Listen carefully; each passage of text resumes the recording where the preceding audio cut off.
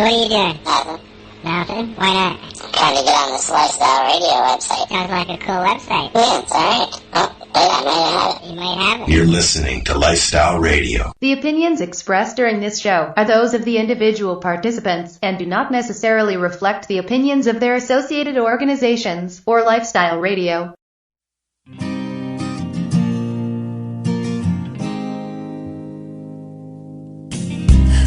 I blame it on industry. I blame it on my own hypocrisy. It's education and politicians. No one's willing to step up and speak. Tune into the Pace Radio. Hello, everyone, and welcome to the Pace Radio Show. We are live. Yes, we are. We are live here at lifestyleradio.ca. I'm your host, Al Graham. Tonight, Kim Cooper will be my joint host, and her guest is a person who helps patients and has been very successful at doing something that people are getting, unfortunately, are getting arrested for. But before we find out more, I think it's time for me to get caught up with Kim. Hey, Kim, how you doing? I'm pretty good, Al. I'm pretty good. Happy New Year to you and everybody out there in Radio Land. Welcome back, everybody. Yeah. Our very first show for 2017. Exactly. It is our first show for 2017. How were your holidays?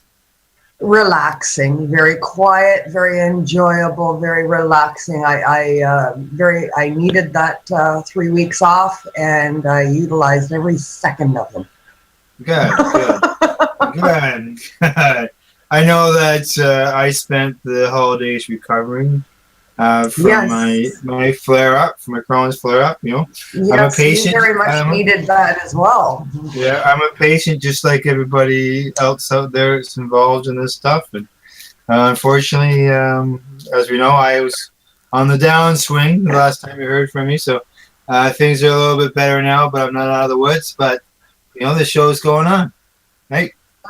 That's right. The show is going on, and you're a trooper, Al, and you've been so ill for so long now. It's been a bad bout for you. I know that.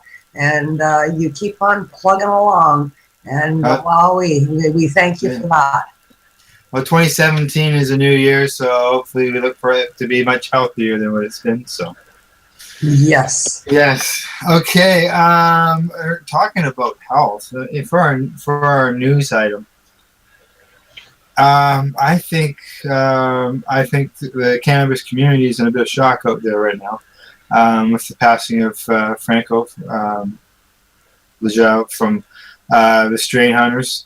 Seeing that announcement on social media 2 days ago, it was quite a surprise. Like Franco was so busy with social media and everything, and then all of a sudden, bang! We're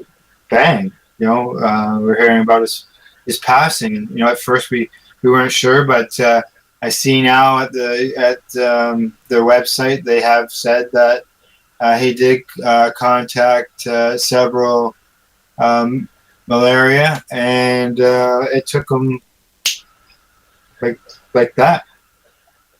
Like malaria, he's as we all know from Strain Hunters.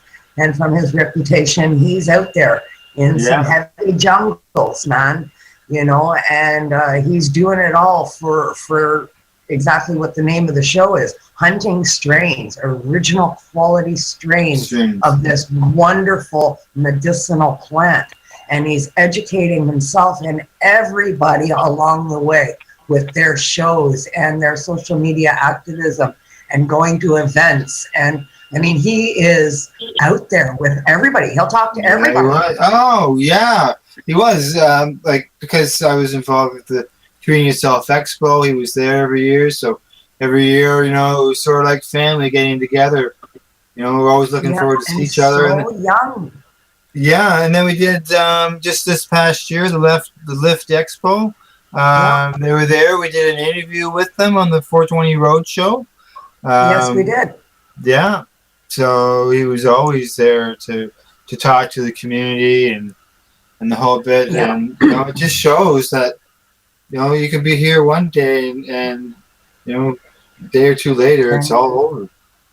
Bang, out of nowhere, it seems. Now we know that it is malaria, and it was contracted on one of his excursions. Yeah.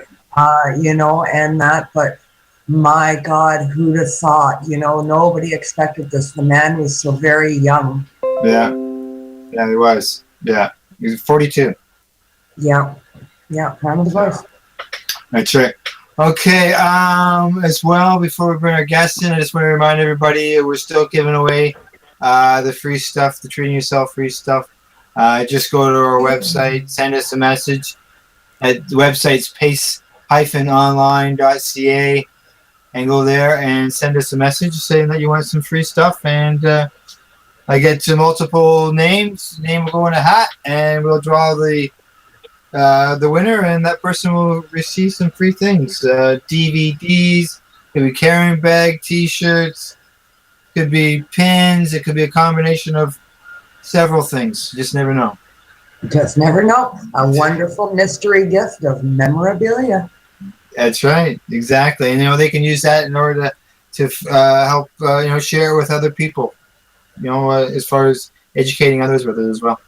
That's right. Yeah, we can hand out interviews with Dr. Courtney and Dr. Melamede and many others. It's, it is very educational. So. Awesome stuff. Awesome. Yeah, it is. Okay, well, it's time to bring in our guests. So at this time, I'd like to welcome a person who I described who helps patients. And I'd like to say hello to Tim Barnhart and welcome to the Pace Radio Show. Hi, Tim. How you doing? Pretty good. Yourself? Good. And how's things with, keeping with yourself? I know you say you're pretty good, but there's always something keeping you busy. Very. Good. Very, very. Yeah. I'm sure that we will be discussing some of that busyness tonight. Very good. Very Yeah. good. Got lots. Yeah. Right, good. I like to. You met Kim briefly before the show there. Tim and Pace, and myself, we've been working together for quite some time now, eh, Tim? We have. Yes, we have, Al. And I'm quite proud to say and it's we've had a good relationship, and we've been working together to spread some education and knowledge, and as I know you agree that the more people get educated out there, the better all of us will be. Absolutely, Al. I couldn't agree with you more. Yeah. The normal routine here, Tim, is I will let Kim get the questions rolling. Yep. And I'll jump in as we go along. I know we've got a couple topics that we want to touch on that are really important to you. So, Thanks. Okay, Kim, over to you. Thanks very much for the intro, Al. Good evening, Tim. Thank you so much Hi, for Kim. joining us on our maiden show for 2017. It's an honor to have you with us. It's an honor to be here. Thank you so much. So everybody out there that doesn't know who Tim is, Tim Barnhart, you own the largest medical marijuana dispensary on native land in Ontario, possibly Canada. And your place is called Legacy 420 Medical Marijuana Dispensary. And you're out there in, oh goodness, let me get this right, Tyendinaga, Mohawk Territory? Yeah, pretty close. Tyendinaga. It's out by Belleville, right? Yeah, we're just outside of Belleville. 7 kilometers outside of Belleville. Yeah, nice area out there. I used to go out there quite a bit when I lived in Southern Ontario. Nice area for sure. So yeah, you've got Legacy 420. It's your little enterprise that you've got going. You sell medical marijuana. All the stuff that you sell is basically sourced from legal growers that are permitted to grow for themselves or other people. And you do testing on all your materials so people are aware of what the THC and CBD content is and that kind of thing. And you've got this great shop And I also want to make mention that you are also the sponsor for our magazine that Al puts out, and you're the sponsor for No Sir, which is my little organization. And you're the one that pays for us to have the magazines distributed in Northern Ontario. So I've got a special little place in my heart for you there, Tim, for that. Thank you. So tell me about your shop. Well, my shop is about 1,500 square feet. We sell everything glass-wise for bond, for delivery systems. And we sell probably 15 different strains of medical marijuana, edibles, CBD pills, just about every type of candy, and brownie. And we employ probably 27 people now because we're building a new store, a new legacy that's probably 4 times that size. It's 3,600 square feet, the retail, and we have a storage facility in the back that's another 5,000 square feet. So we're growing, and we're growing quick. Wow, So, that's a lot of people to employ. Yeah, it is. It is. It's making a huge difference down here in Tyendinaga, for sure. I'd agree. You're obviously offering employment for people, paid jobs. Oh, absolutely, Al. Yeah. Just the building alone, there's I'd say probably 12 full-time workers for the last 7 or 8 months, solid, working there. And then in the gardens in the back, there's 4 full-time employees working back there all the time.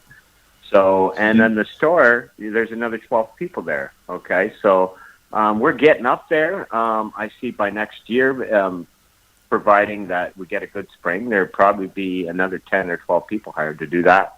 And then with the greenhouses, even more. So, it's endless. The employment is really endless, and it's a renewable source as well, right? So it's year after year after year. Yeah. Well, we can hear some of the present and some of the future going on here. What got you started? Yeah.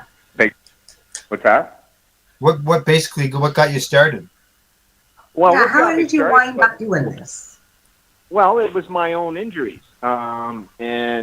Basically, the doctors had put me on Oxycontin, and which I didn't like at all. And I tried to get off them. And Al, I like yourself, I partake in recreational or therapeutic smoking of marijuana, and it had always worked for me in the past. And I kept telling the doctors, I don't want that. Why can't I have this? And they kept telling me, because you can't. I won't support that. And so this went back and forth for a while, and then I just said to myself, well, forget it. I'll just do my own thing, right? And then I started researching the medical marijuana industry and Indigenous people, and found that, we can do this. And so the seed was planted in my head about 5 years ago now, and so it come to fruition in December 2014 with the opening of Legacy 420. So it was a process. Primarily started with the doctor's refusals to allow me to use marijuana for pain. So. Now, did section, you've I believe you probably have had some visits by the local police force? Yes. Yeah. Sure. Yeah. Now, so how did they take it, and what is sort of your argument back towards them? Because obviously, my argument has always been the last 2 court cases, the Owen Smith and the Allard decision really solidified our position overall, but more importantly, our Indigenous rights. Under the UN Declaration of Indigenous People, which we just signed on in May of 2016, there again solidifies our position to grow our old medicines once again, and marijuana was one of those medicines, and we've always maintained that. There is scientific proof that we did smoke and we did use and we did grow hemp and marijuana, and so we're asserting that on that article. So there's that, and the fact that our band council, the way it's run, we just need the majority of our people to agree that this is good for our community, and then that we force council's hand into moving that forward. So that was my next question. You must have council backing for this to be going forward, you do, right? Yes, you do. Not necessarily backing, but support. I mean, council will never say, at least I don't foresee it, they will never say to me, okay, Tim, we support we'll ratify your idea, but they will give me a quasi-support just by, for instance, giving me a business license, okay? So if they give me a business license, that's basically a quasi recognition of what I'm doing. Yeah, they're giving you an endorsement from the band council that they accept what you're doing. They're not going to back it, but they accept it. Absolutely, yeah. Okay, right. And I think that goes for all native territories. So anybody that's looking to copy or replicate your footprint here, then they would want to get band council. Or I guess, is that true in all of the native? The majority, yes, it does. It does. It certainly does. And most First Nations can push this issue forward the same way I have. It's just we've got to get the word out there that it's possible now to do, and we need to just push, and I plan on doing that. So that's why I agreed to this interview, is to push this issue forward. I'm an advocate, always have been, for marijuana and its medicinal benefits, and I think our time has come to utilize this as an employment vehicle as well, right? And a training vehicle. So I see nothing but growth. Absolutely, as an employment thing, as we mentioned earlier. Like, really, cannabis is a renewable resource, just like oil, gasoline, mining. Well, mining isn't renewable, but yeah, that's actually they're just resources. So I shouldn't have said oil was renewable. Completely wrong. But yeah, the oil and the gas and minerals, they're resources, and cannabis is a resource, and its extra bonus is that it is renewable. It just keeps giving. So, pardon me? Yeah, it just keeps giving. It's renewable. Does. Yeah, it's just like marijuana is really quite unique because once you bring it indoors, you can have as many as 5 crops in a year. So you can't do that with most other plants, right?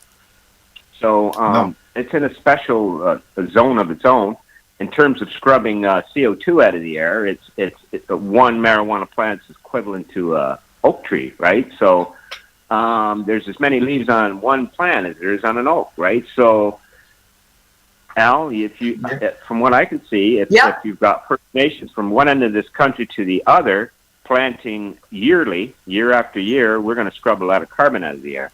So not only is it a renewable resource, it's a carbon scrubber. So I see nothing but win-win. Yeah, for sure. Yeah. Oh, for sure. I agree. For sure. Amazing. So you mentioned a lot in passing there about these new ratification or whatever it is, new laws basically that came into effect in May 2016. Now, that is the key. Is that the key issue that affects you being able to claim cannabis as an Indigenous product, I guess? On First Nation, it is the, we've never ceded our rights, okay? So we're on the Six Nations. We're part of the Six Nations, okay? And we never ceded our rights. We were given deeds to our land, okay? Right. So a lot of other First Nations have treaties. We have deeds. So what that does is it allows us to deal directly with the Crown, okay? So we supersede kind of We're supposed to be dealing directly with the Crown, not that means the Queen. Okay, not the provincial Crown, not the federal Crown. That's the Queen. Our agreement was to the Queen. Yes. So now, from time to time, we've taken issues there through the UN and directly to the Queen in the past, and that's not the route we want to take, and we probably won't have to take that. Nevertheless, it does open up a whole new quagmire for governments because they don't want to deal with it either. I mean, it's just a sticky issue. Our rights are enshrined in the Constitution, right? So, and that with the recent agreement that we signed, that the Trudeau government signed on to in May, the UN Declaration, opens up a whole new set of, I guess, not laws, but I mean, we really have to step up to the Native people. I mean, like, if we're allowed to grow our own seeds again, I mean, marijuana was one of those seeds. And that's right. So it's new avenues of opportunity. Yeah, right. And so I myself, I don't see the big deal here. No one has ever died from marijuana. So it's a victimless crime. It is a medicine. It is a herb. And they need to get on board before it's too late, because we're just going to move ahead anyways. I'm not going to let anything stop me, and nothing will stop me. So I'm moving ahead, just like Mr. Emery. It's a non-issue. It's not, yeah. Well, I mean, other First Nations communities really should be taking a look at this. I mean, you're employing 27 people in under 3 years of operating. With a very large potential of increasing that year over year, as well as seasonally. I mean, this is a large opportunity for industry, employment, and for the First Nations community to find something they prosper in once again. Absolutely, Kim. Absolutely. 27 is just the tip of the iceberg. You know, I have plans. We have 2 kilometers of property where I have the new store. And, you know, my plan is just to keep putting money into that and keep building greenhouses as we go. So 2 kilometers, you can build a lot of greenhouses on that property. So, you know, it takes, 6 to 8 guys per greenhouse. So do the math. If I can put 50 there, that's a lot of people. And then we plan to grow outdoor, too. We just purchased another 116 acres of beautiful farmland.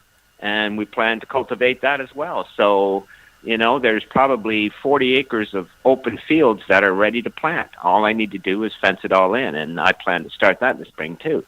So, you know, I see nothing but blue skies here, literally and figuratively. So are you looking when you look into the future? Do you look at as legacy situation where you can sort of say you've become you're a licensed producer and you're going to supply people for medicinal as well as recreational purposes?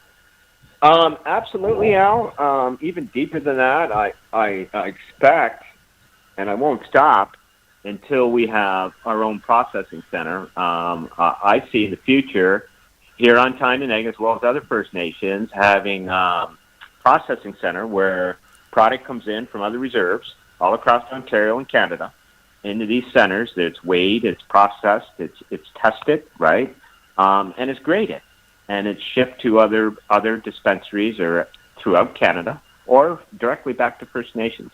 I mean, we're putting OxyContin and all these other crazy medications into our Native communities and infecting our community, when we have a drug here or a medicine that works twice as good for pain and addictions. So. And that you can have control of. Right. Yes, absolutely. That we'll grow ourselves. And, it just makes total sense to me. And, I just hope that elected officials... That's a big issue today for a lot of people that are buying from places or people even that are new to using cannabis as a medicine. They're opposed or afraid of buying from a street person or your street neighborhood dealer or a dispensary, anybody other than a LP or legal producer, because they say, well, we don't know what's in it for sure. So if you can create an industry within the First Nations community where you have full control over, we know what's in it for sure, that can create a big, large industry of reliable product. Yeah, absolutely, Kim. Yeah, for sure. And that's what we've done so far. We pulled in our first crop this year, and you're absolutely correct there. Like it's all organic. We actually use fish guts as our fertilizer. So, very organic. And no fertilizers, no pesticides, no chemicals involved at all. Now, we all heard. Did you guys read the Globe and Mail article about the the chemical that burns? I'm already laughing. Wow. So if that's the bar, it's not set very high. And the legal producers are poisoning us. So Wow. Yeah, it's pretty ironic. I'm not sure if that's by design or not. Like, I just don't know anymore. Yeah. But we can do a much better job. A lot of people just say they didn't pay the right people off yet. It's scary though. So knowing that you've got reliable organic product that you have control of, like that's very appealing. Yes, very, very appealing. And it's I let my customers speak. For me, they come day after day. It doesn't matter what's raining or snowing or the roads are bad. They come, and when they come, they're putting their stuff in these jars that belong to Medican, Tweed, all these other companies. And, that tells me something, that their product really isn't that good if they're coming to me, where they're getting a fresh organic product. So, I think we're doing something right here. Yeah. Doing something right. Yeah, absolutely. All right, we got about a minute here before the break, or I guess we could go for break now. What do you think, Cam? Sure, go for a break and we'll come back with the rest. All right. We'll come back with the rest and find out some more about Legacy 420. And Tim's got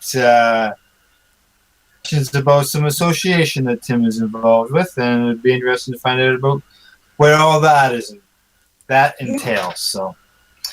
All right, so it's time for break. We're going to listen to the Hicks and the song, "Oh Lord, Won't You Keep Me in the Green." We all like to make sure we have access to cannabis. And then Kim and I will, when we get back, we'll continue our discussion with Tim. 420, located in Tyendinaga on the Mohawk Territory near Belleville, Ontario.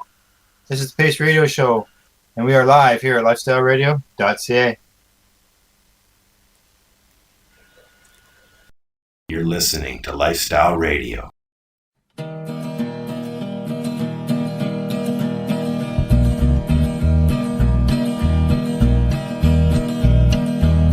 Well, this one goes out to all the soldiers on the street, dealing dimes, nickels, quarters, crossing borders on their feet. Canada, the time to act is now.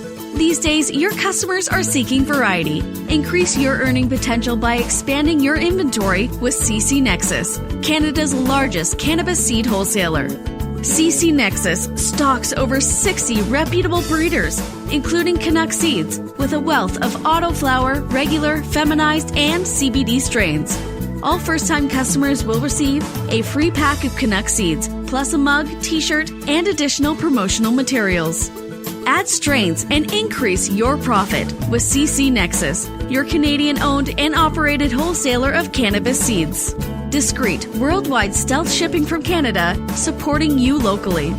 Call today, 1-844-843-7995, 1-844-843-7995, or visit us at ccnexus.global.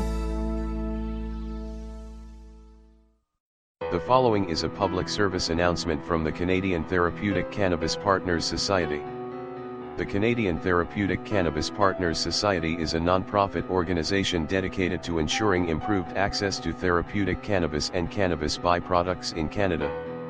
With a federal government that has committed to legalizing cannabis, we feel it is our duty to ensure that the medicinal use of cannabis doesn't get lost in the process and that there are clear distinctions made between the medicinal and recreational use of cannabis. It is our mission to ensure that government regulation doesn't get in the way of a sick, disabled, or terminally ill person's right to use or produce this amazing natural health product. If you would like to get involved, you can contact us on the internet. www.canadiantherapeuticCannabisPartners.com. On Facebook, CTCP Society. Or search Canadian Therapeutic Cannabis Partners. This is Al Graham of the Pace Radio Show. Are you keeping pace, as in keeping people advocating cannabis education? If you're not, and you're a cannabis consumer, then why not? Others are working hard every day to help educate people about cannabis so you can enjoy your daily 420. Get involved and speak out. Be loud and proud so that you can keep pace. Tune into the Pace Radio Show every Wednesday at 8 p.m. Eastern Standard Time to hear about people advocating cannabis education here on lifestyleradio.ca. Growing your own vegetables, flowers, or even medicinal plants can be a challenge without the right equipment and proper know-how. At BMA Hydroponics, not only are they your urban horticultural experts and suppliers, but their staff holds the customer's needs paramount to making a sale. Family-owned with decades of experience and knowledge, they offer free advice in person, by phone, or email. BMA Hydroponics wants to ensure you have the advice you need, which is why you'll find tips and tricks on different ways to grow, like wick, ebb and flow, drip, or aeroponic system, as well as other helpful links at bmahydroponics.com. If you can't find what you're looking for, just let them know, and they'll do everything they can to get what you're looking for. At BMA Hydroponics, each staff member also possesses a federal exemptee MMAR license, making their strong suit empathy, experience, and dedication to their customers. Because when you know how to grow, you'll have results that make you proud. BMA Hydroponics in Belleville, Ontario. Visit bmahydroponics.com. BMA offers cannabinoid testing, so if you want to prove you've got good medicine, head to BMA Hydroponics and prove it. It says right in the good book that every green plant was made for the good of man. In the green, in the green, in the green, oh Lord, won't you keep me in the green, in the green. Hello everybody and welcome back. As always, this is the Pace Radio Show and we are live here at lifestyleradio.ca. And if you miss any of our live shows, you can catch us afterwards at Mixcloud and other audio outlets as well. And actually, Spreaker, they keep our archives there, so you can find all our past shows at Spreaker. And I'd also like to mention the Grassroots Advocates. Not only was, as we mentioned earlier, I was sick during the month of December, but it affected getting Grassroots Advocates out during the month of December. And I'd just like to let everybody know it will be back in January. And you can watch for it in businesses such as Legacy 420 later this month. And we'll have her up on the website as well. Oh, yes, I'm reminded. I don't forget. We're also heard at iHeartRadio in the USA. I've checked us out on the Canada version, but I haven't found us. So tonight, I'm joined by our guest, Tim Barnhart of Legacy, as mentioned, Legacy 420, and always my hard-working joint toast, Kim Cooper. Tim and Kim. Hey, Tim and Kim. Hey, look at that. Before the break, we were talking about Legacy 420. Its history, how it got started, some of the direction where it's going in the future. Two things, Tim. One of them was, have you ever looked at franchising? Yeah, that was actually on my list of questions too. There you go. Okay. There you go. Good. Actually, we have, and we did, and it wasn't too successful. When you're selling a dispensary, or the idea of this, my idea, I guess, is more of a social background. So by that I mean I give a lot back to the community, and I believe in growing our community. So I'm looking for like-minded individuals to do that. Unfortunately, my very first franchise went to a fellow on a reserve up in Wata that didn't look at it from that point of view.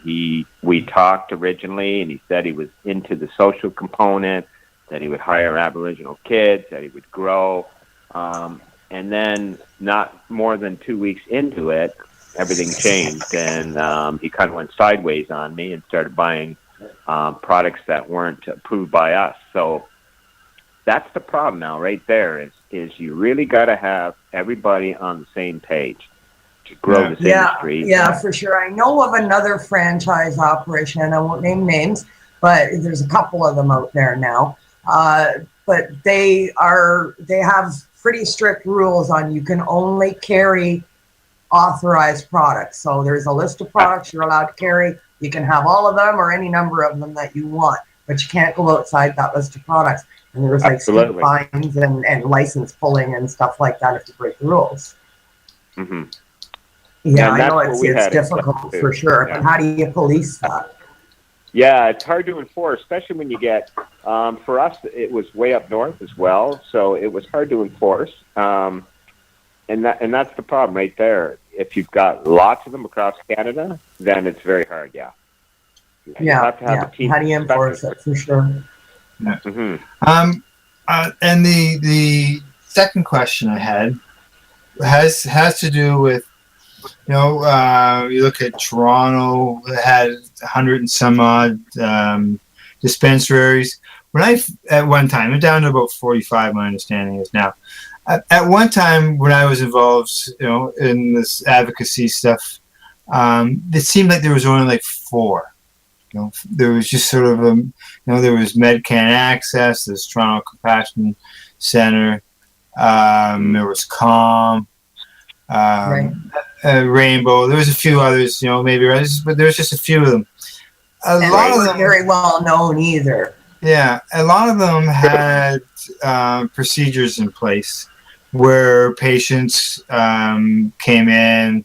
There was a form to fill out. There was contact with doctors, so on and so forth. Some of them had security and things were, for their own reasons, especially back then.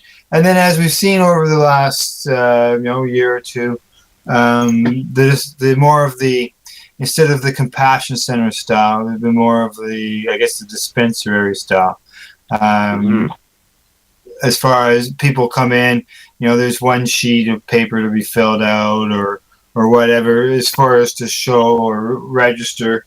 Is there, what type of procedures would you be, do you guys do? Is it, similar to those, combined to those? Because that's, people do ask those questions, and it's, when I'm talking to people, they'll say, well, what do I do? Do I just call them? Do I just show up down there? Is there a website I got to go to? So that, people ask me. So I thought, pretty futile. We're so busy, right? But generally, you need a card from one of the major suppliers. Unfortunately, that's how it's working. From the Broken Coast or Metro, wherever, Tweed, or any compassion center. So literally, you've got these companies firing up their doctors and pumping these cards out, literally thousands of them. But here's the problem. Now, they get their first dose at wherever they're getting it from, and then they realize that it's shit, that it's not working for them. And so they bring their cards, and they're coming from Toronto, they come from Montreal, or wherever they're coming from, and they arrive at our doors in droves, literally, with these cards. And so it's the corporations have created this, really. Yeah. I mean, it's like when we were doing the lounge at the TY Expo, a patient that came would just need to have to show some type of medical proof, whether it was an LP card, whether it was a MMAR card, whatever. And something online. Yeah. Because like I know things have changed, especially over the last couple of years. So yeah, it's always nice to be able to know how a business operates, so that myself as an advocate, where we're at the flea market here with Canada Days, we get people who ask these things. So it's nice to know. You know what? Any document then that shows that you're registered anywhere, you'll accept. Is that it? Absolutely, and why? That's the law, right? Yeah. Okay. If it works for them, if it's working for the corporations, why can't it work for us? Yeah. Right. Kim,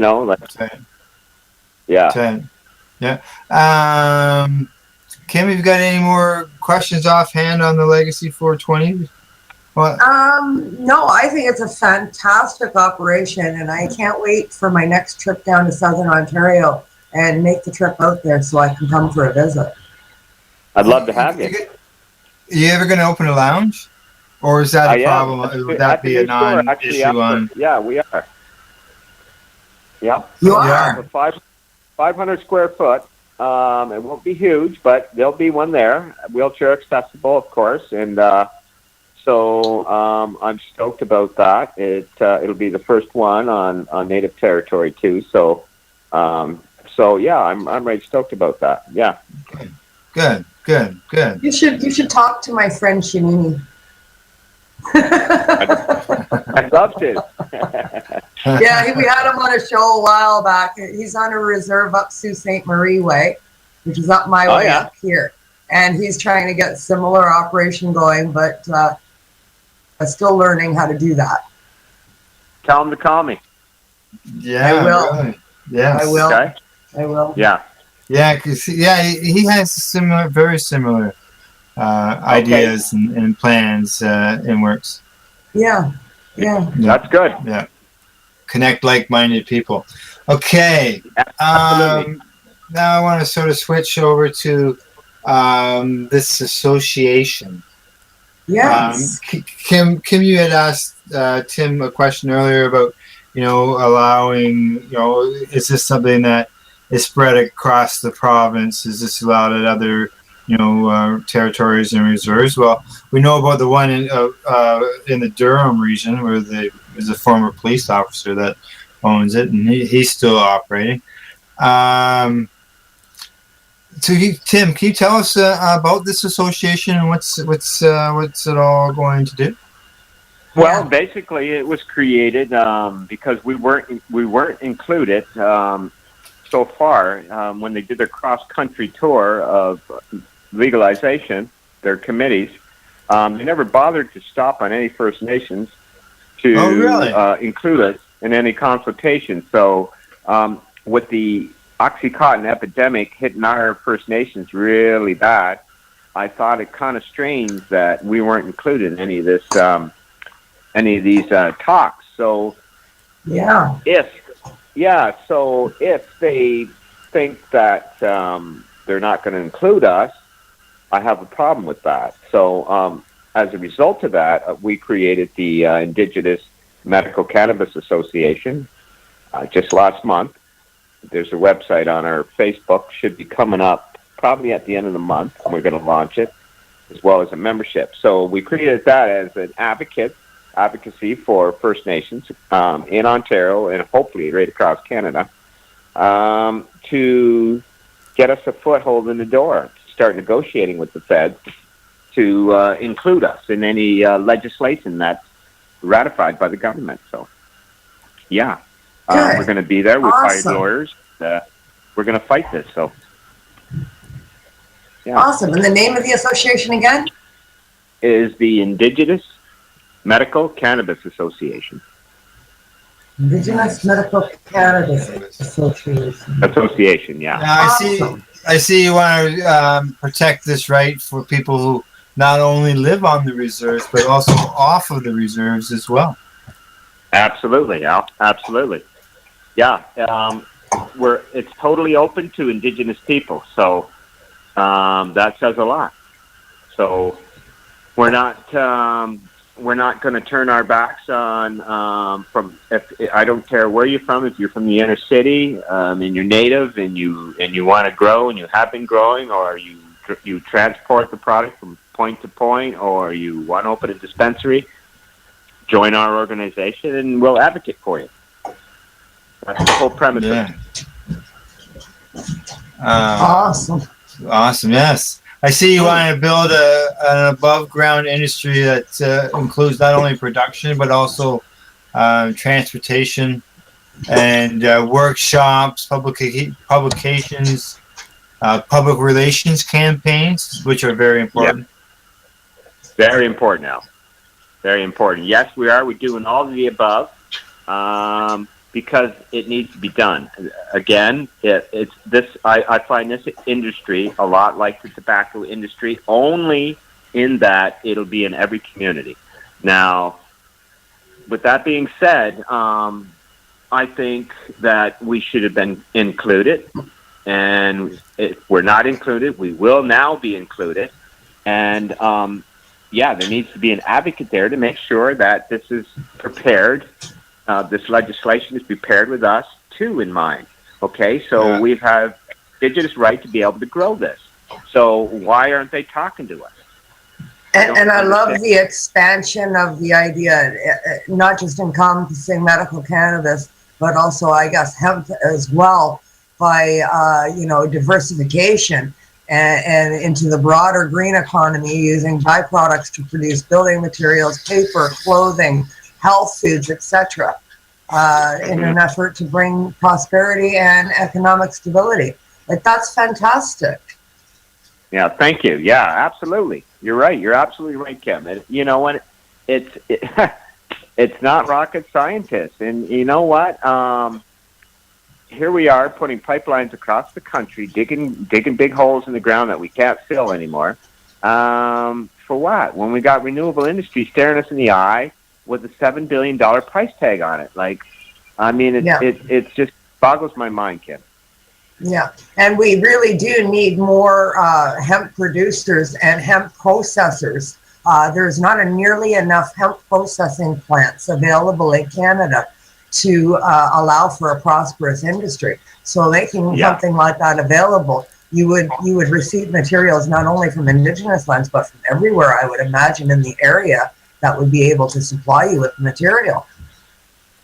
Absolutely. Absolutely, Kim. You're absolutely right. And that opens that's for prosperous farmers throughout the region. Yeah, like the products that we're wearing today, polyesters, synthetics. Is that really the way to go? There was nothing wrong with our denim. There was nothing wrong with our hemp clothing before the denim came along. So we need to get back to that. We really do. And you know what? If we hadn't been interfered in with these prohibition, we'd probably still be wearing it and still be using it, still using it as a medicine, right? So enough with the war on drugs, and let's move on to some sensible policy. Well, I know here in Northern Ontario, being from farm country up here for the last 15 years now, that for growing hemp, that was one of the biggest things for farmers saying no to it, is finding the people that are going to take the product, the processing plants, and the hoops you have to go through to get rid of it. Like, it's having to ship it through to another province in order to get it processed. I think it was going out to Edmonton or something, somewhere in Alberta anyway, where it was the nearest processing plant for us here in Northern Ontario. So if there was a processing plant on native soil that could add to the industry and economic growth of that area or neighborhood, all the better for everybody. Mm-hmm. Absolutely. Yeah, you're right, Kim. And that's exactly my proposal, right, is to bolster this industry into those nations and give them the confidence they need to move forward with those processing plants. And I'm the type of guy, I put my money where my mouth is, and I have been. And you know what? If we can get at least one other First Nation to start processing this stuff, we'll have everybody behind us. They will all fall in line. The banks too. Everybody else will. The governments will. We just need. Absolutely. I've set a precedent here on Tyendinaga, so we need to set a precedent somewhere else now. Absolutely, it would be a great economic industry for sure.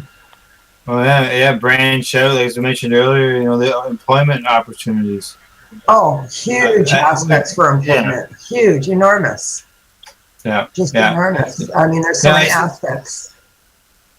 Yeah, exactly. And I see the association is looking at also help people who are maybe who are victimized by the law while they take a stand on this issue. So it's not as if you're asking people to get involved and then just throwing them to the wolves. Yeah. And that has been the problem with the industry in Toronto. There hasn't been a central group to coordinate the activities of everybody, and so law enforcement just comes in and plucks everybody off.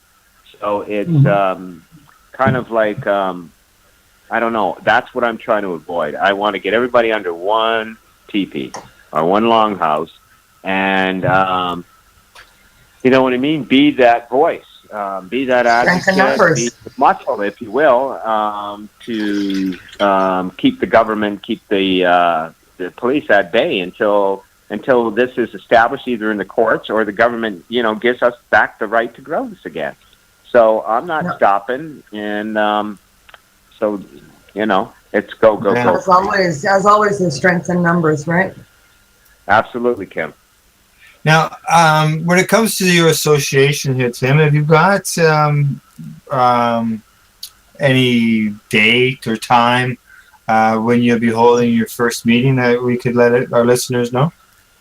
Actually, no, Al, we haven't yet. We are still working on that. It's prior to getting the media involved. Well, let's not use the word media.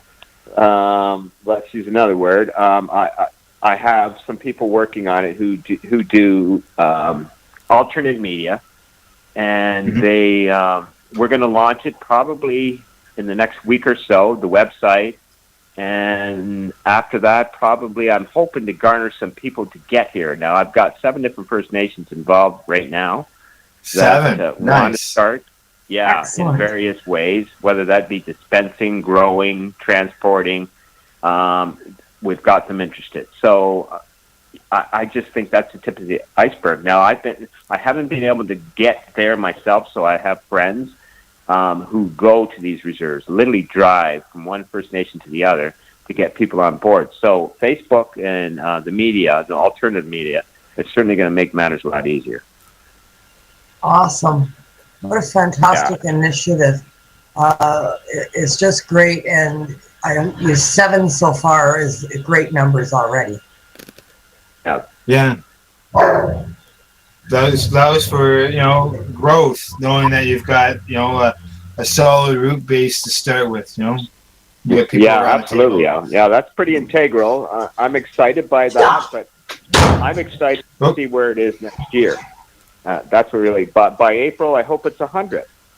And by next April, 200. I just think I know my folk here on this reserve. I've been growing for 35 years, and I have lots of other friends who've been growing even longer. And we've always grown for the love of it and the respect for Mother Nature and the plants. And so we always aspire to grow the best plant we can. So. Right. I'm excited by how many other First Nations has this many growers and the type of products that they're growing. And I'm just starting to learn now the amazing, like, they're literally growing their own strains that, that's never been touched, never been looked at by anybody else.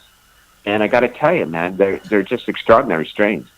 So this would be all new stuff that's being brought into the it absolutely is. It's from the old seeds, and what they're doing is they're crossing them, these old seeds. So the Acapulco Gold, they're crossed with the Panama Red.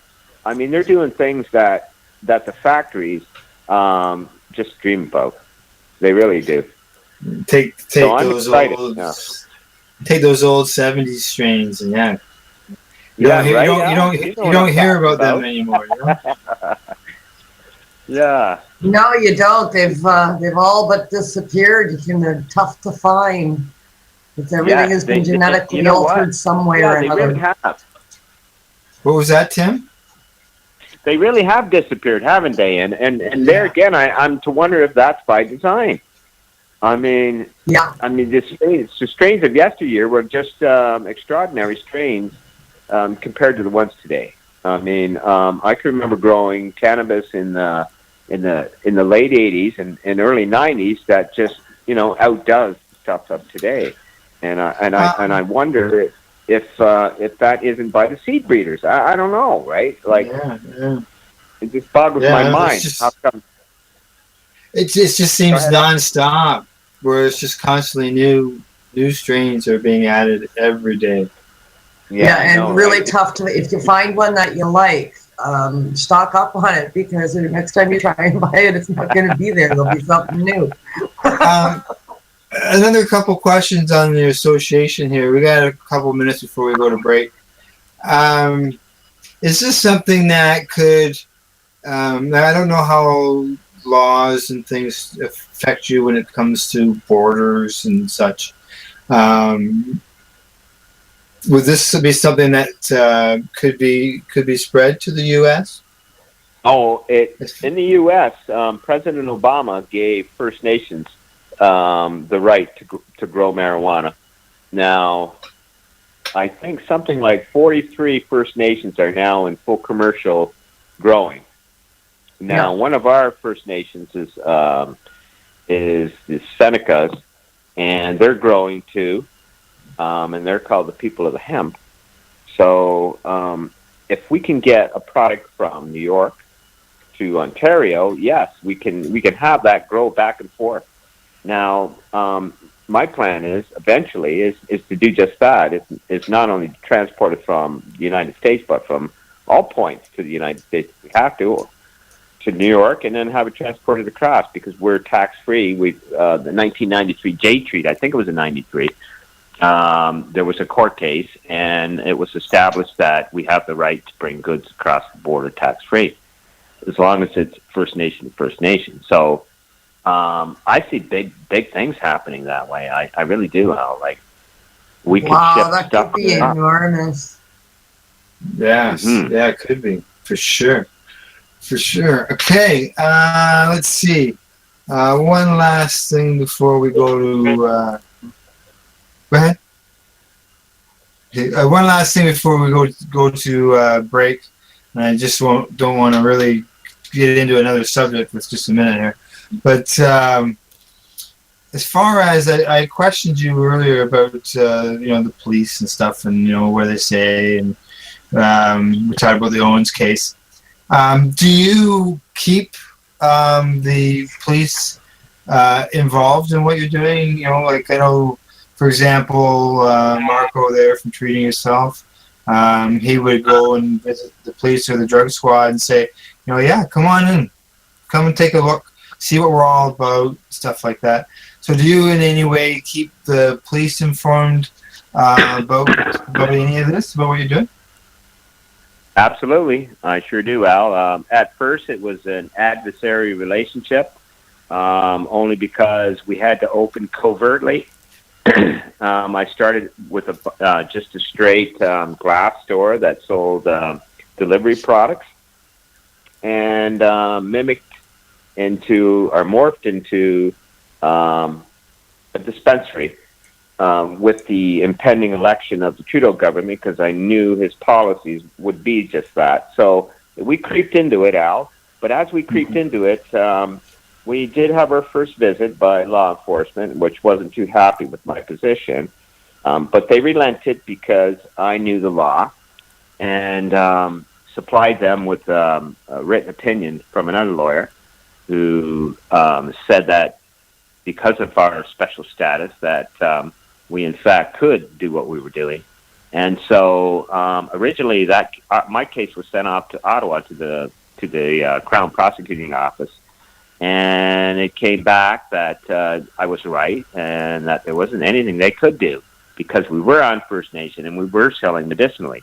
So after that, the dynamics changed between us and law enforcement, and we began to talk back and forth. So yes, to your question, it started out adversariously, but it turned into quite a relationship. Good. We now.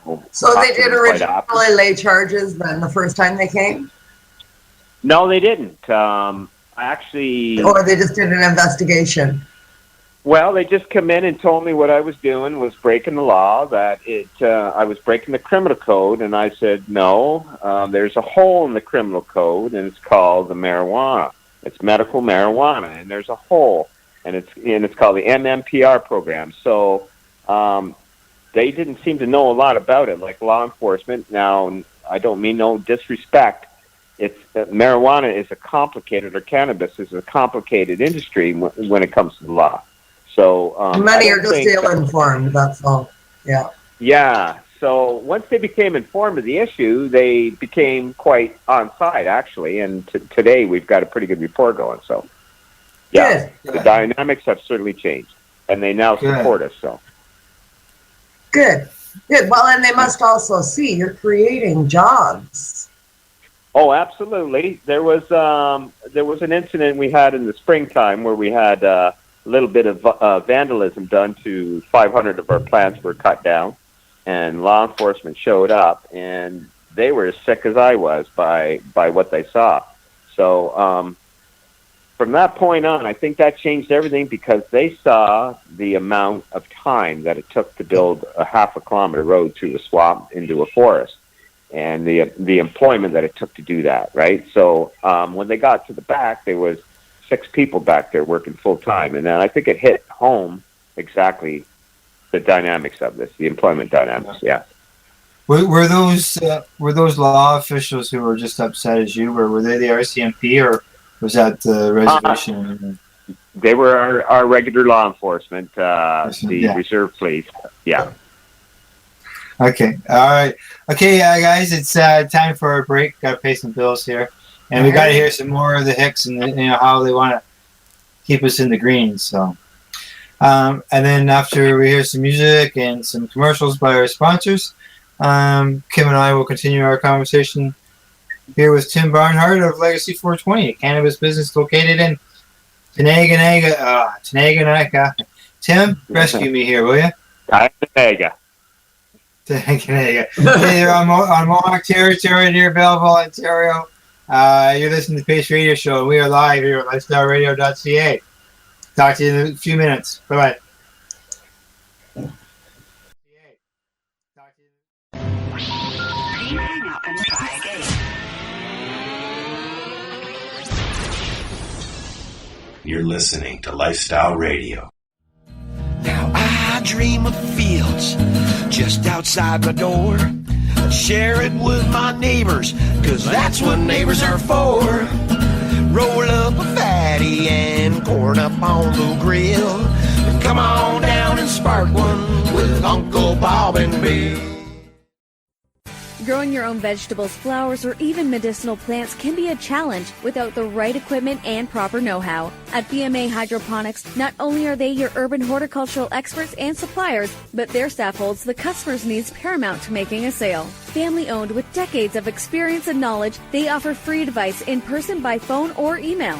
BMA Hydroponics wants to ensure you have the advice you need, which is why you'll find tips and tricks on different ways to grow, like wick, ebb and flow, drip, or aeroponic system, as well as other helpful links at bmahydroponics.com. If you can't find what you're looking for, just let them know, and they'll do everything they can to get what you're looking for. At BMA Hydroponics, each staff member also possesses a federal exemptee MMAR license, making their strong suit empathy, experience, and dedication to their customers.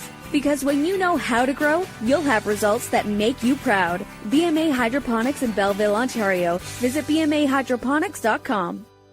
BMA offers cannabinoid testing, so if you want to prove you've got good medicine, head to BMA Hydroponics and prove it. The National Task Force on Medicinal Cannabis is a group of not-for-profit organizations dedicated to influencing government policy with factual evidence. Our mission is to ensure that a constitutional medical program is developed that will address the concerns of all Canadians that require therapeutic cannabis. The task force is looking for dedicated people who are willing to contribute to our cause. We have formed this task force to foster a unified approach and focus on lobbying the federal government and Health Canada. We represent the combined expertise of thousands of patients with more than a decade of experience. As a task force participant, you, your business, or your group will have an opportunity to show that you care and offer your unique skills to promote the cause. If you would like to get involved, go to medcanataskforce.org. That's medcanataskforce.org and use the Contact Us link to get started. Help us help you. Tune into the Pace Radio Show and catch Kim Cooper, Debbie Stoll-Skiffen, or Allison Merlin, along with myself, Al Graham, as we talk to Canadian and international cannabis advocates who are working hard to help patients and to end cannabis prohibition. Catch us live every Wednesday at 8 p.m. Eastern Standard Time here at lifestyleradio.ca. Canada, the time to act is now. These days, your customers are seeking variety. Increase your earning potential by expanding your inventory with CC Nexus, Canada's largest cannabis seed wholesaler. CC Nexus stocks over 60 reputable breeders, including Canuck seeds, with a wealth of autoflower, regular, feminized, and CBD strains. All first-time customers will receive a free pack of Canuck seeds, plus a mug, t-shirt, and additional promotional materials. Add strains and increase your profit with CC Nexus, your Canadian-owned and operated wholesaler of cannabis seeds. Discreet, worldwide stealth shipping from Canada, supporting you locally. Call today 1-844-843-7995, 1-844-843-7995, or visit us at ccnexus.global. Now I know better what they say just ain't right. Come on, free the weed and stand up for your right. Some of us are short of cash, but there's plenty of food and hash in the green grass. In the green, oh Lord, won't you keep me in the green? Back, commercial's over, and you're listening to the Pace Radio Show, and as always, we are live here at lifestyleradio.ca, and you can also catch us on Spreaker. Tonight, our bumper music features the BC band, The Hicks, and their song, "Oh Lord, Won't You Keep Me in the Green." And boy, I hear that all the time. Green grass. I feel patients and people who are always looking to, access. Yeah. Right? Yeah. So... Yeah.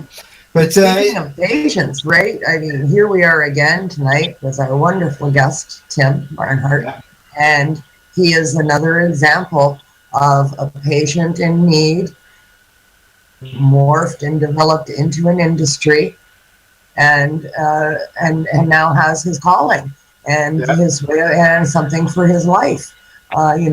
Patients, helping patients, and necessity. Yeah, he's grown, that's for sure. He's turned it into quite the business. Haven't you, Tim? Tim, way to go, buddy. Let's see. Okay, we talked about Legacy 420 in the first segment. We talked something about the association, and I still have more questions about Legacy 420. Yeah, me too. I kind of wanted to get into I don't think people understand the scope or the size of this place, the square footage that's involved. When I think of the native shops, I know myself, visits to some of the native shops and reserves, generally you wind up going to one of these little smoke shacks and somebody's buying a carton of cigarettes. Sometimes they're tiny little trailers, and want to make sure people have the scope of the size of this place and what they have to offer there. It's not a little tiny shop. So I can tell you, Tim's not in any tiny shop. He's in an actual store. That's it. A little mini strip mall that he's in over there. Yeah, it's huge. Tim, where did that question go? Oh, I lost that question. Oh wow, I'm sorry. I'm gonna let you ask first. Come up with another. Yeah, well, I guess my basic question is, tell me again the square footage of this place. How big is it? Well, the new place is 7,500 square feet. Okay. Now the store, I've got 3 stores total. I've got a cigar store, and then I've got my medical marijuana store, beside it, and they are 1,500 square feet apiece. So the new store is going to be probably 3-4 times the size of that. So, and it's in that store where we plan to just expand everything. Yeah.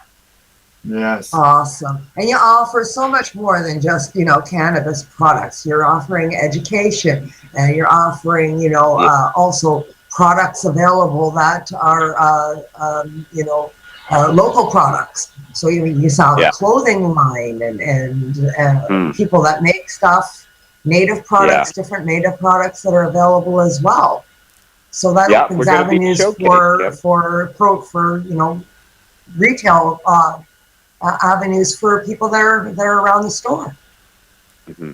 Absolutely, and that's the whole premise of this idea is to spur the economic growth of our community, and what better way is to showcase everything that they make, right? So we're going to have beads there, carvings, paintings on the wall for the artists, as well as the people who make the goods, right? Who do the infusions, they're native. The people who make the hashes, they're native.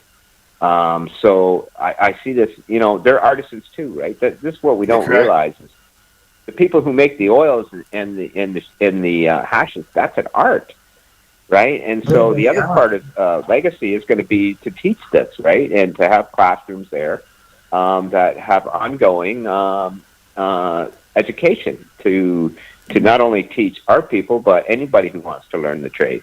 So that's going to spur a whole nother industry. We'll have propagation courses, cloning courses, business courses, dispensary, bud tending courses, you name it, we plan to cover it. There's no one out there doing it. It's a niche market, and we plan to fill that void. That's fantastic. Kim mentioned some products and stuff, the clothing line there with your hoodies and stuff. What about, like when I'm there, I see some really nice stone pipes on your shelves, things like that, or made locally, because they're really nice. Yeah, they're beautiful. Actually, that's coming from an Indigenous fellow up in your neck of the woods, up in Peterborough. Really? Once a month. Yeah, absolutely. Yeah, he comes down once a month with his ware, and we take a look, go through it, and the pieces that we love, we buy. Okay, so I'd say we probably sell 20 to 30 pieces a month for him, and he just does beautiful work, as well as we've got local talent here too that carve as well. So very nice. It's really nice stuff. And having locally sourced products, I mean, that's the best way to go. And everybody wants locally sourced products now as well. Yeah, back to the future. Yeah, support local people, support the local artisans. Yeah. Now, Tim, you've got one pipe in your store that is not for sale. It is something that I believe traveled quite a distance. For you. That'd be our pipe from Afghanistan. How big is this Afghanistan pipe? It is 6 feet long now. 6 feet, and it comes 6 pieces. Long? Yes, it is. It's a pipe. It's not a bong either. Okay, just so you know, it's a pipe. It's a pipe. Straight up pipe. Yeah. I think it's got wheels on it underneath the bowl. Beg your pardon? Does it have wheels on it underneath the bowl? It does. It has wheels for traveling around. Apparently, the legend is that the pipe is made in 6 different pieces in Afghanistan. Each tribe carves a piece of this pipe, and they come together in the fall, and they put this pipe together, and they smoke from it. So that's a story that was told to me when I received it from a vet coming back from the war in Afghanistan. So we hung it very proudly, Yeah. God.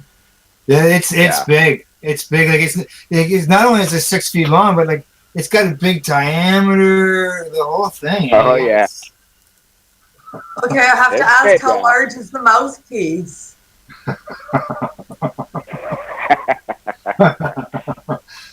I don't know. Do I even Not as want big to as know ours. from a female's Well, perspective? Kim, if you take a look at the Legacy 420 ad in the back of the Grassroots magazine, you will see the pipe in his business card, in his business ad. Yeah. Very good, Al. All right, I will. Yeah. Yeah, and anybody's listening, that's Oh, I know the one you're talking about. The one I look at. Okay, I know the exact pipe you're talking. I didn't realize that was. I thought that was just like a meme. yeah, no, that was that's real. That's a real pipe. Oh yeah, first time I walked in real. there. I walked in and I saw it. I went, holy shit! Look at the size of that thing. And I took a bunch of pictures of it, and I worked with Tim in order to help Tim with some business cards. And I said, you got to get that pipe in those business cards, man. So we were able to get it out of the picture and get it on his cards. That's awesome. So, That's amazing. nobody has it. Do you know if it's ever been used? It hasn't, Al. No, we haven't christened it yet. Maybe at the new store we'll set it up and have a contest. See who can take the biggest draw off it. But no, we haven't. It's quite a big price. Well, if you do that, we'll have to get Al over there for that and do a live show for it. Yeah, you got to come too, Kim. Okay, I'll try and make it down. Instead of having it hit off the bowl, you'll get a bonfire because it's very vague. Right on, Al. Okay, we've only got about 10 minutes left here, and then we got to make our way. So let's switch gears a little bit and let's find out what Tim thinks of what is going on with the federal government when it comes to the Liberals and the legalization of cannabis. And I may note that they do use the word cannabis, so which shows some change. Yeah. But yeah. What do you think, man? That's about the only good thing about the policy that they use is the word cannabis. Yeah. Instead of marijuana. Yeah. So I don't think a whole lot of it, Al. It doesn't sound like true legalization to me. I don't know. I'm a little leery on it until it's written. I'm not going to say one way or the other. I know for Indigenous people, it's not a good thing. We weren't included in any of this follow-up, and I have a feeling we won't be included in any of the regulations. So I don't know. I'm a little leery on it. Now, young Trudeau was apparently expressing his displeasure at dispensaries in these cities. So that kind of is a double talk to me from what I was hearing prior to his election. Now, if you go all the way back to their policy in BC in 2013, the Liberal policy was then to support the dispensary issue. So we've all of a sudden gone against that, and that kind of bothers me. I have a problem with that. You see there in the task force recommendations that they do recommend storefront type situations. They do. Yeah. Then why all the pushback? Yeah, I think this is what my thoughts are. Anyways, is that it would be similar to when alcohol prohibition ended. They didn't just allow all of a sudden everybody to become legal. They tried to shut everybody down and then force them into a controlled and regulated market where people actually had to apply for licensing and rights and stuff like that. That's sort of what I'm seeing happening again here with the cannabis issue. Okay. Hopefully we've evolved beyond that as a people. Yes. I mean, to have that kind of thinking. I mean, you're talking about the 1930s. I mean, hopefully we've evolved from some point beyond that. Right, exactly. Right. Absolutely right. That's my thoughts exactly. You can't compare this to alcohol. No one has ever died. No. So yeah, I realize that. How many millions of people have died from alcohol? Yeah, the procedure and that so they took. that prohibition can't be compared to this prohibition, and it shouldn't be. And unfortunately, we're looking at it from the paradigm of tobacco and alcohol, and you shouldn't be doing that. Yeah, really. Yeah, No, it's gonna, and the big struggle is we've never had this position before, where something that is actually medicinal can also be used recreationally. This paradox has never happened before. Right. So governments are looking at it going, what the hell do we do with this? Because you're legally not allowed to share a prescription. But if your prescription can be bought in the store there, it's next door to where you buy your booze, then how do you enforce that? So it's a paradox for them, and I can understand that being a problem. Yeah, I agree with that. I agree with that for sure. Yeah, and you can see, why it could be 2018 or 2019 before, as some people call it, Prohibition version 2. Some call it legalization and tax and regulation, and that's what he has said, throughout. I like both of those analogies. He is, as far as I'm concerned, he has done a flip-flop on his stance as far as dispensaries go. He may not have actually come out and said the words because nobody can find a quote, but all of his actions, attitudes, and demeanor towards dispensaries were that he was in favor of having them. That's what he led the general public to believe, for sure. And after the recommendations, he even came out and said that he seemed very supportive of the things. Because people were questioning him about the age limit of being 18. And he said the task force did an excellent job, so on and so forth. But as you mentioned earlier, we all know about the Bourdain Commission and how it ended up on the shelf. Yeah. That's what we're through this down this road before, where they had a task force. The task force recommendations came out, and the government said, "Yeah, no, we don't agree. So we're just going to stick this over here and forget about it." So we have to wait and see what the government's stand is. How much of the task force information are they going to say, yes, we agree with? How much of it are they going to say, are you crazy? No way. So, I mean, it's still up in the air whether or not they take any or all of the recommendations that came down. And then you got to look at the provinces who are going to jump in there as well. With that, what kind of effect would that have? What kind of effect would the legalization have on you guys, Tim? Would some of these things, like as far as it would have a catastrophic positive effect. Really, this is good for us if the province does regulate and tax. Okay, that's good for us because it'll just drive customers further for saving. Kind of like what's going on in Toronto right now. Toronto's charging anywhere from $15 to $18 per gram. Who can afford that? What medical patient can afford that? Yeah. So they drive the 100 miles or 200 miles to here. Wow. Yeah. Well, you said you got 15 strains, plus you got all your edibles there as well. Yeah. There's 20 types of edibles now. So, we've got quite a line of edibles now. Anything from infused honey to infused maple syrup.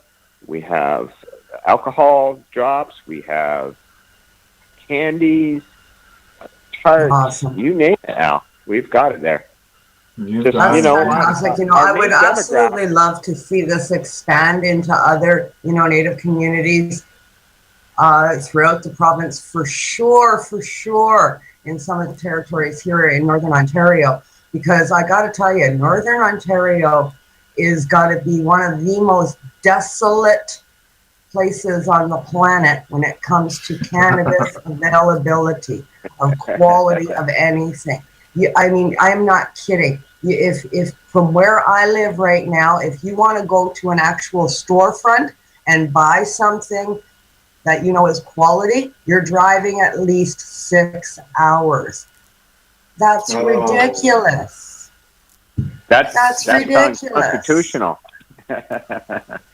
You know, That's terrible. So, that is terrible. And it's because it really is a different world up here. I say this all the time, and people don't understand until they come here. We're a wonderful place to visit, but they don't want you to live here, okay? So if you're from somewhere else, you're not necessarily always welcome.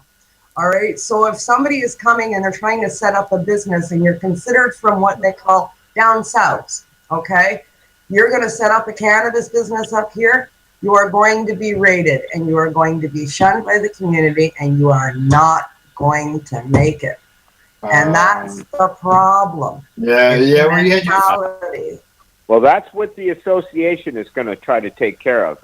We're going to use those people to grow their own medicine.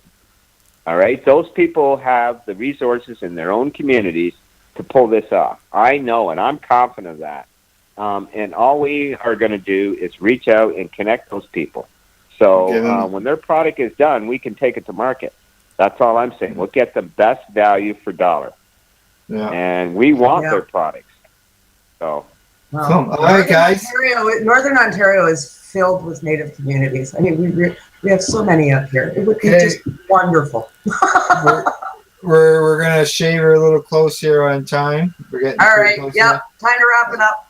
Okay, Tim. This is where we have our shout out spot at the end of the program, where you can throw a highlight, spotlight on a person, place, thing, a website. Whatever, if you've got 2 or 3, that's fine. Okay, well, let's shout her out to Legacy 420 first and foremost, and our new store, which will be located at 346 York Road, our in Shannonville, Ontario, Tyendinaga First Nation, and throw out to our existing store, Legacy 420 at 65. I even forgot the address already out. 5965 Old Highway 2. Sorry. One too many bombs now. Sorry, I haven't got a magazine in front of me to help you out either. And I don't either, so I'm up in my office and they're downstairs. Is that done down the street? I know you're Highway 2. Highway 2 east of Shannonville. It is. Yes, it is. Thanks, Al. You can't miss it. You can't miss it. You're like 1/8 of a mile. Oh, you can't miss it. Just follow the cars. Yeah, how's the new stoplights? Beautiful. It's we got the roof just about done. The walls are all done. The windows, doors, all that. The fences all around. Have you been? You haven't been there, Al. You got to come down and see it. So I'll be down. I'll be down towards the end of the month with the latest issue of Grassroots Advocates, which you're a big supporter of, and we really appreciate everything you're doing for it. Just so you know, I wouldn't be here if it wasn't for you, guys like you, bud, and women like Kim. Like we're all in this to win this and to get this plant freed, and so it's a good cause, man. Yeah, it's a good cause. Yeah, that's right. Thank you. Okay, Kim. Real quick shout out. Yeah, I got a real quick shout out this week for the first cannabis-related event of the year 2017 is going to the Mom Cup. That's M.O.M.Cup, mail order marijuana. Similar to the Karma Cup without the vendors, but sounds like it's going to be a great production out in BC, being hosted by the 12 High Checks. It should be a fun event. Yes, it should be. Sounds like the Karma Cup, very similar. Okay, just a reminder to everybody know that we'll be back next Wednesday as we continue to promote those who are educating the uneducated as well as those who are fighting to end cannabis prohibition. Pace Radio is on Twitter at Pace Radio, and we can also be liked on Facebook, and we are found at the web at pace-online.ca. Don't forget to go there and send me a message. Let me know you want some free stuff, and we'll send you some free educational information. No charge. I even pay the postage. All right. Thank you go out to our sponsors. As always, the friendly folks at BMA Hydroponics are located at bmahydroponics.com. CC Nexus, Canada's cannabis seed wholesalers, who are on the web at ccnexus.global. Always to our producer, Al Rapp, Lifestyle Radio. a big thank you to Tim. Thank you very much, Tim. Legacy 420 for everything and coming onto the program tonight. We really appreciate it. Thank you. And always, Kim, I always appreciate the hard work you put in and the time that you dedicate to the program. Thank you. Thanks for having me again, Al. And thank you to our listeners for tuning in. And good night. Talk to you next week. Good night. Talk to you next week. So what are you doing? Nothing. Nothing? Why not? Trying to get on this Lifestyle Radio website. Sounds like a cool website. Yeah, it's alright.